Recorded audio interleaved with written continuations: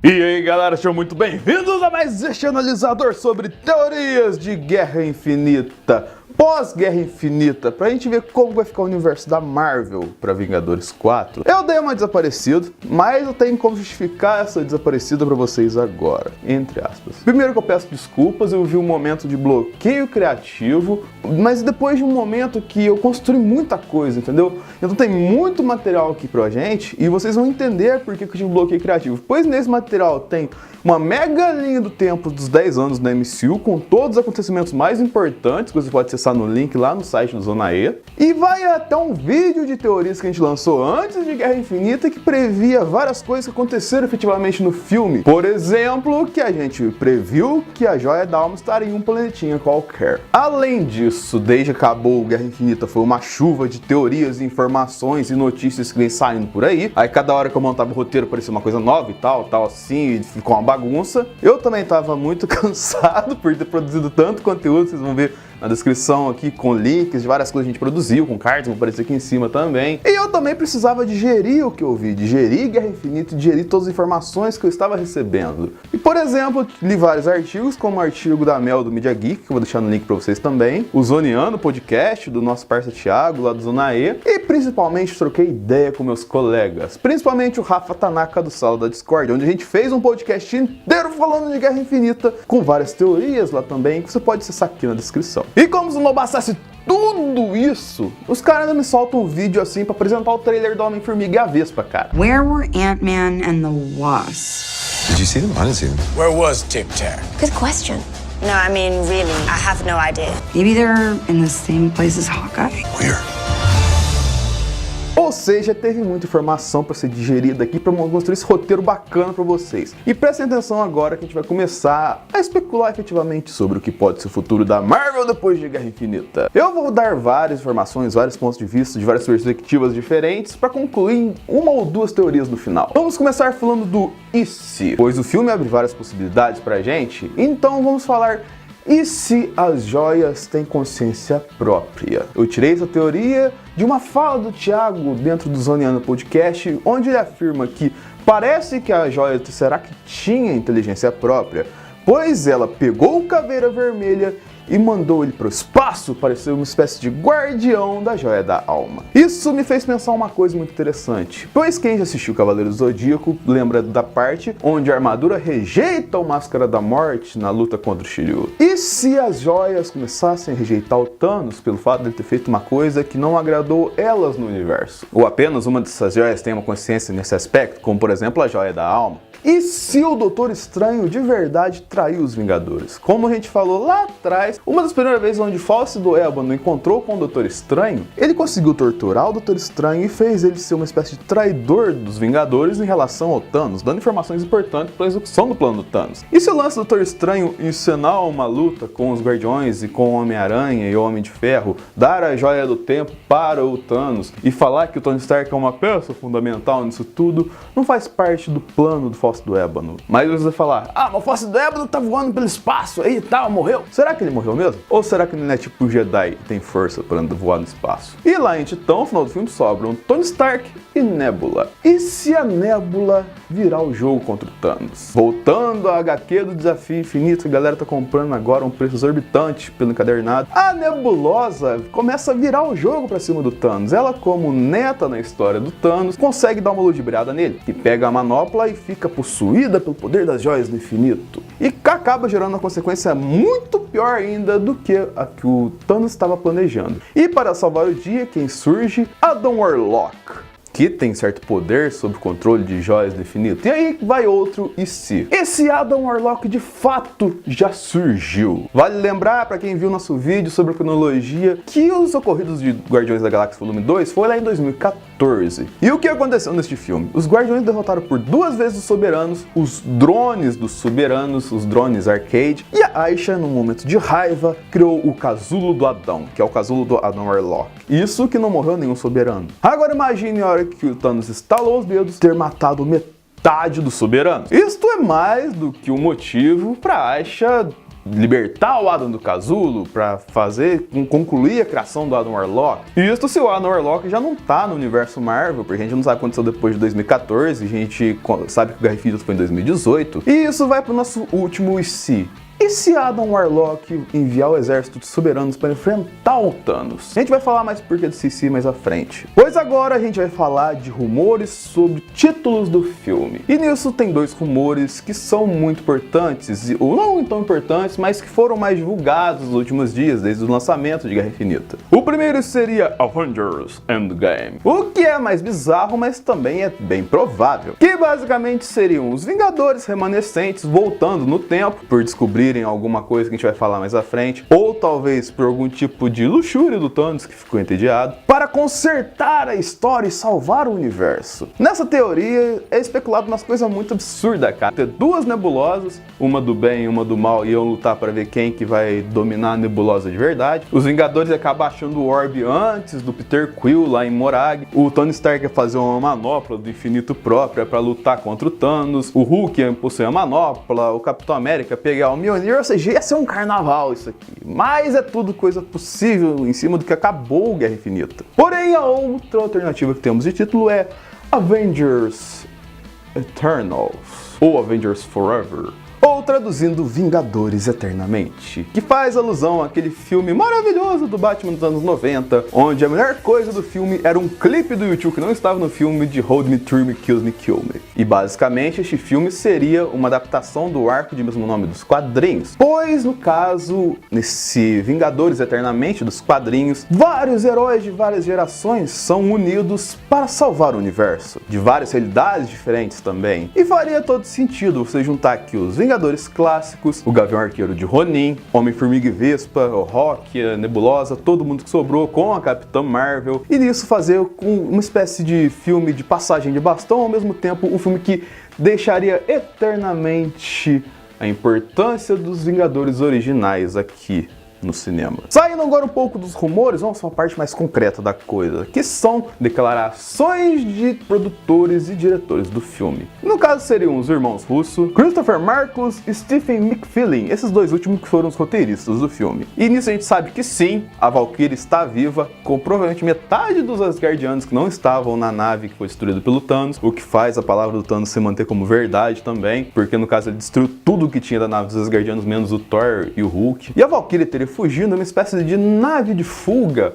antes que o Thanos tivesse chegado. Provavelmente o Korg também estaria numa dessas naves. Sim, a Gamora e o Thanos estão dentro da Joia da Alma ao final do filme. Sim, no final do filme o Thanos está refletindo se valeu a pena tudo aquilo que ele fez, inclusive perder a Gamora, o que abre um precedente pra galera começar a construir uma teoria que a Gamora seja a morte do filme, mas enfim. Mas uma coisa que faz sentido aqui é que a Zoe Saldana falou que ao final da gravação de Guerra Infinita ela se sentia não como um adeus, entendeu? Mas como um até logo, que a história dela não tinha acabado ali. Também falaram que sim, as mortes que aconteceram no filme são reais, mas aí vem outra questão. Será que tirando o Heimdall, o Loki, a galera da Ordem Negra e a Gamora, a galera morreu ali?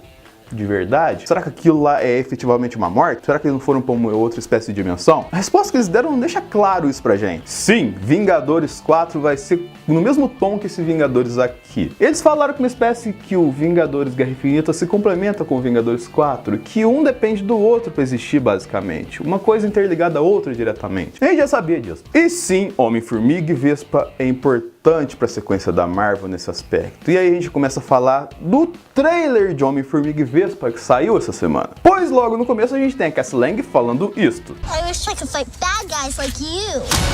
E quando Scott Lang diz que ele só causa problemas, a Cassie responde isto. Maybe you just need someone watching your back. Tudo isso é montado para que a gente pense que ela tá falando da Hope como Vespa. Mas, e eu digo aqui, mas será que ela não está falando dela mesmo? Como a gente já falou no vídeo anteriormente aqui, está sendo escalada uma atriz para fazer a estatura, para fazer a Cassie Lang mais velha, para Vingadores 4. E ela é da formação original dos Novos Vingadores. E outra coisa importante que tem confirmado efetivamente no trailer de Homem-Formiga e a Vespa é a questão do reino quântico ou universo quântico. quântico. Isso abre o precedente para coisas incríveis dentro da Marvel, pois até Evangeline Lilly disse em uma entrevista que o que se poderia concluir dos rumos da Marvel pós-Guerra Infinita é que seria um momento comparável à quarta temporada de Lost, cara. Pois seria um momento de virada, onde de fato poderíamos perder o chão. Uma vez que isto foi brilhantemente confirmado no filme, temos o que ela disse sobre o Homem-Formiga e a Vespa efetivamente. Que, entre aspas, eles estão tentando voltar com segurança ao reino quântico, pois se o Scott Lang conseguiu, por que a gente não vai conseguir? E ela conclui a entrevista dizendo que se isso der certo, abre um precedente incrível para o multiverso. E o que a gente pode concluir de tudo isso que eu falei aqui dela? Que a gente tem esse pôster do Homem-Formiga e a Vespa com a Michelle Pfeiffer no pôster, e ela é a Janet, que estava no universo quântico. Ou seja, eles tiveram sucesso. Mas aí você está se perguntando aí, mas que raios é o universo quântico, o reino quântico, que a galera tá falando tanto aí? Bem, o próprio Hank Pym explicou para o Scott Lang no primeiro Homem-Formiga, onde ele diz que... Se o regulador for comprometido, você fica subatômico. Pode explicar? Você entraria para a física quântica. Pode explicar? Entraria numa realidade em que toda a concepção de tempo e espaço se mostre relevante. Encolheria pela eternidade. Bom, se não tá quebrado. E por que isso é tão importante? Pois você pega o comecinho do Homem-Formiga, que é, na verdade, o Hank Pym pedindo demissão da SHIELD, porque teoricamente a SHIELD estaria copiando a tecnologia das partículas Pym, e neste momento ele fica full pistola com a questão de mencionarem a Janet, de não proteger a Janet, com o pós-créditos de Guerra Infinita, onde o Nick Fury está com um pager mandando uma mensagem para quem? Para a Capitã Marvel. E aí a gente vai começar a falar dela efetivamente, de por que ela é tão importante, ou ela pode ser tão importante para o futuro do MCU. Terminando de concluir o arco do pager, você tem que o Hank Pym pediu demissão em 1987. E a gente já tem confirmada que o filme Capitã Marvel vai se passar nos anos 90, mas principalmente no início dos anos 90. Tanto que até a Brie Larson foi fotografada no set usando camisa do Guns N' Roses, o que faz total sentido para quem tá vivendo no começo dos anos 90, ou quem viveu o começo dos anos 90. E aí você para pensar qual que era o dispositivo eletrônico mais moderno dos anos 90, do início dos anos 90, e você até viu o Ross usando em Friends. Era o pager. E qual seria a relação do Hank Pym com o pager do Nick Fury que comunica com a Capitã Marvel? E se no momento que o Hank Pym descobriu a questão das partículas Pym, a SHIELD já não sabia a questão de como navegar no universo quântico, competindo com os estudos de Hank Pym dentro da própria SHIELD? E levaria a Capitã Marvel por algum motivo para lá nesta época. Oh my God! Uma vez que a gente já tem como se comunicar com a Capitã Marvel, vamos dar o background dela aqui pra gente entender por que ela é tão poderosa. Mas vamos dar um background ainda anterior pra entender o que acontece com ela e por que ela pode estar nesse lugar. Voltando à Guerra Infinita, você tem que a Joia da Alma está aonde? Em Vormir. Vormir nunca foi um planeta muito importante nos quadrinhos, mas ele traz algumas informações muito essenciais pra gente dos quadrinhos. Pois, Vormir está na galáxia dos Kree, e 2, de Ronan, o Acusador, que está confirmado no elenco de Capitã Marvel. Sim, Ronan do Guardiões da Galáxia está no Capitã Marvel. E por que isso é tão importante? Pois a origem da Capitã Marvel é totalmente ligada aos Kree. De modo bem resumido, a gente ainda vai falar muito de Capitã Marvel por aqui, mas a origem da Capitã Marvel se dá ao fato de Carol Danvers, uma piloto ultra promissora da Força Aérea Americana, ir subindo de cargo dentro da Força Aérea Americana, chegando até a chefe de segurança da NASA. Então acaba ocorrendo uma espécie de acidente, onde um artefato Kree explode e acaba se fundindo com o seu DNA em algum certo aspecto, tendo, para salvar a vida de Carol Danvers, o DNA Kree fundido ao DNA humano, e fazendo com que ela se tornasse esse ser híbrido e totalmente apelão que tem gente que acredita que pode bater no Superman. E antes de chegar nessa teoria final, a gente junta duas informações importantíssimas que o tiozão Kevin Feige disse pra gente. Uma é de que a guerra Kree-Skrull vai ser sim explorada no filme do Capitão Marvel. Este arco dos Kree e dos Skrull enfrentando uma guerra é importantíssimo, pois traz desde coisas muito importantes da origem da Capitã Marvel, como do Capitão Marvel, que muito provavelmente será interpretado pelo Jude Law no filme. E 2, que a Capitã Marvel é a Vingadora mais forte do MCU. Com todas essas informações estabelecidas aqui, a gente pode começar a construir as teorias. Na verdade serão duas, uma bem longa e outra mais curtinha, mas que baseado em tudo que a gente disse hoje neste vídeo. Vamos começar pela primeira, óbvio, né? Na minha teoria, de modo linear, Homem-Formiga e Vespa acontecem no mesmo momento da Batalha de Wakanda em Guerra Infinita. E então eles conseguem acessar o universo quântico e acabam se salvando da, vamos supor, extinção do Thanos com a ajuda da Janet, que mostrou para eles as probabilidades e as possibilidades que o universo quântico pode trazer. Nisso que eles vão para o universo quântico, eles acabam encontrando com quem? Com a Capitã Marvel. E por que a Capitã Marvel estaria no universo quântico ainda? Provavelmente em meio a um combate dos Kree versus os Skrull, que gerou uma ameaça que poderia destruir a Terra. E para salvar esta ameaça, ela, em acordo com a SHIELD, tem chegado à conclusão de que seria melhor a Carol Danvers se sacrificar e não voltar mais para a Terra e morar numa espécie de dimensão quântica onde ela poderia salvar o universo e salvar a Terra dessa ameaça gerada do universo Kree e Skrull, dessa guerra Kree e Skrull. E provavelmente este artefato tem alguma ligação com a joia do Orb, que é a joia do poder. Por que eu digo isso? Vamos colocar aqui em relação aos acontecimentos dessa guerra Kree e Skrull. A escolha dos Kree foi colocar e guardar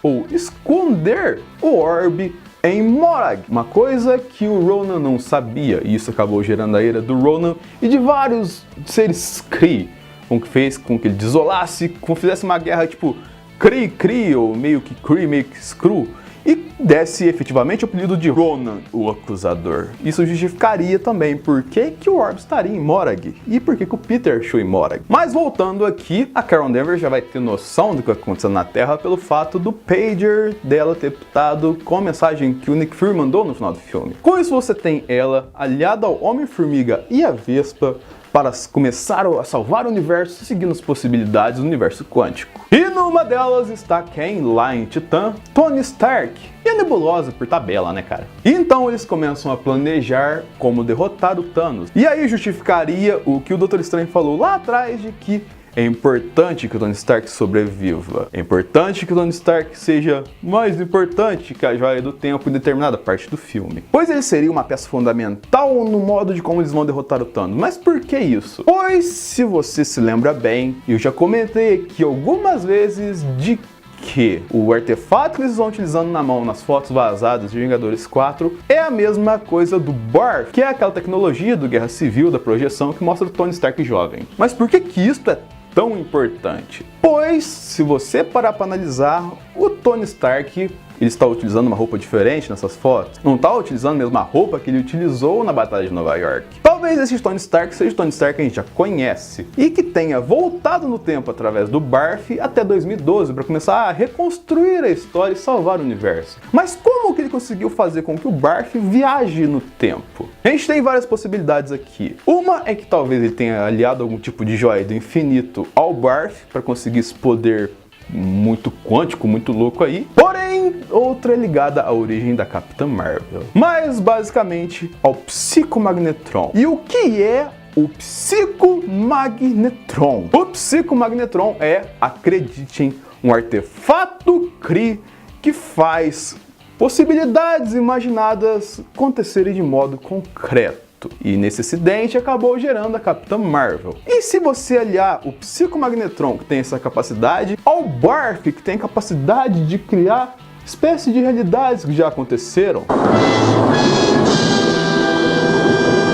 com isto, os Vingadores estariam em posse de 3 a 4 joias do infinito. O Cetro, o Tesseract, lá na Batalha de Nova York. O Éter, no caso, o Loki e o Thor, ao voltar para Asgard, saberiam que não poderiam entregar esse item para o colecionador. O Orb, que é Capitã Marvel, saberia da existência do paradeiro lá em Morag. E aí a gente entra num fato que é totalmente importante aqui, que é que pode alterar a realidade de tudo que aconteceu praticamente desde a Batalha de Nova York. Isso mudaria a origem de Bucky, de Visão, de Falcão, de Pantera Negra, de Feiticeiro Escarlate, talvez o Pietro ainda esteja aí, de Mentes e do Homem-Aranha. Por que que eu falo isso? Pois a gente tem algumas fotos também de set, de vídeos especiais, onde está o Homem-Formiga e a Vespa com a Gamora no mesmo set. E a Gamora está utilizando a roupa do Guardiões Volume 1. Ou seja, meio que os dois iam acabar encontrando ela antes dos ocorridos com os Guardiões da Galáxia. Talvez não existam os Guardiões da Galáxia do modo que a gente imagina. Talvez dos heróis posteriormente colocados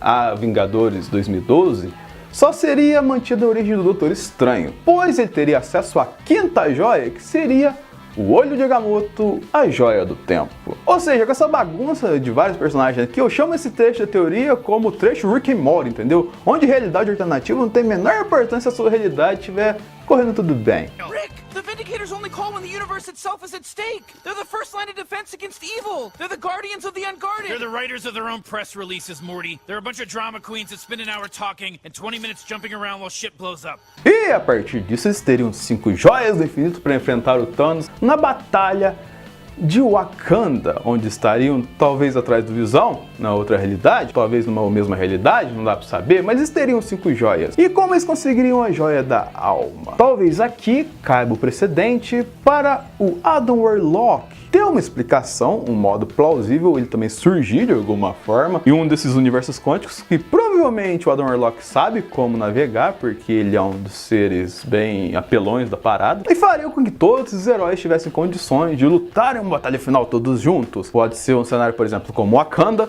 na parte que estão indo atrás da joia da mente do Visão, talvez eles voltando para a realidade original com a joia do tempo, mas com agora outras joias de umas outras realidades paralelas. Só que nessa batalha também teríamos um exército Kree liderado pela Capitã Marvel, um exército Soberanos liderado pelo Adam Warlock para lutar contra o Thanos, e provavelmente nessa realidade aquela outra manopla que a Hela falou que é fake, talvez vire original. E com isso teríamos uma briga de manoplas entre Thanos e os Vingadores, o que justificaria uma cena que o Sebastian Stan descreveu em uma dessas 300 entrevistas de Guerra Infinita, onde estavam todos os personagens na mesma cena. E ele falou que essa cena ele via desde o Nick Fury, do Samuel Jackson, até a Janet, da Michelle Pfeiffer. Estavam todos contracenando no mesmo set. E a segunda teoria, que é mais curta, é que o Thanos tem ficado entediado, então tem ficado com remorso de ter matado a Gamora e tal assim, e tem utilizado a Joia do Tempo para voltar no tempo. E nisso que ele fez isso, para dar uma brincada na parada, para deixar a coisa mais animada, ele tenha dado uma brecha para os Vingadores. E aí,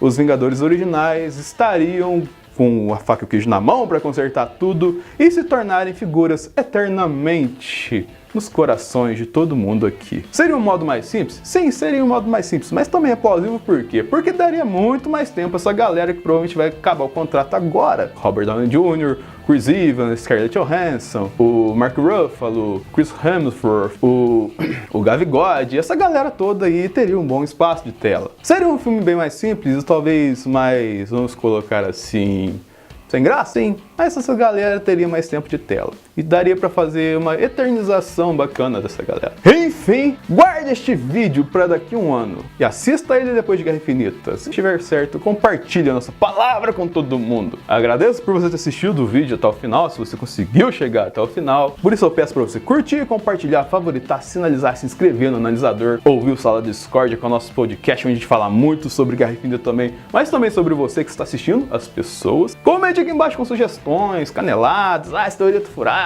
alguma coisa que eu esqueci de colocar aqui. Clique no sininho para notificações de vídeos novos. Curta Legião dos Vilões, que a gente bastante com conteúdo. E é isso aí, galera. E até o próximo analisador. E eu vou desmontar essas coisas da Marvel aqui, porque acabou agora, né? Pelo amor de Deus.